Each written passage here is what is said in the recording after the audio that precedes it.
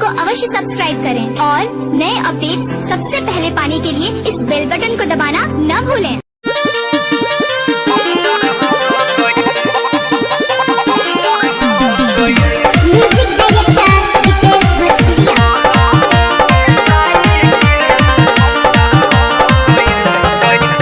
साबुन ला भेजनी बाजारे सखी गड़बड़ हो गइल। ए सखी अरे साबुन ला भेजनी बाजारे सखी गड़बड़ हो गइल कि हमारा सैया हमारा रह जाऊ के साइकिल पंचर हो गइल कि हमारा सैया जी के साइकिल पंचर हो गइल कि हमारा बलमू के साइकिल पंचर हो गइल।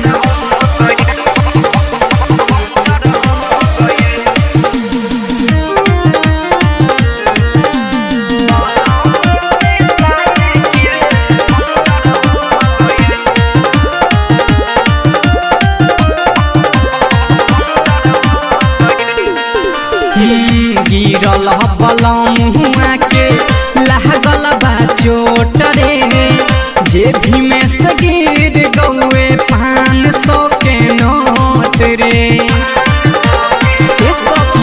आगे गिरल बलमुआ के लागल बा चोट रे जेबी में से गिर गौए 500 के नोट रे।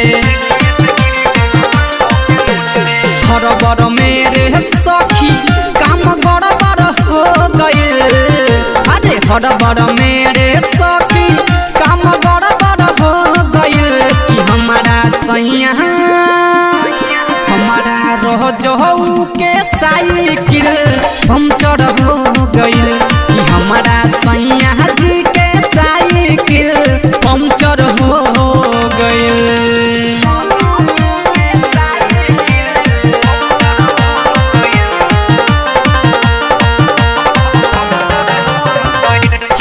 पल हरेंदर पर मधु फिट कैले गोटी सैया जी खैले रहे 2 गो रोटी रे सखी।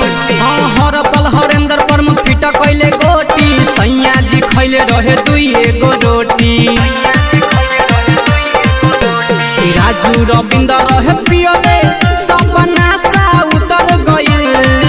अरे राजू रविंदर रहे पियले सपना सा उतर गइल कि हमारा सैया हमारा रह जाऊ के साइकिल पंचर हो गइल कि हमारा सैया जी के साइकिल पंचर हो गइल।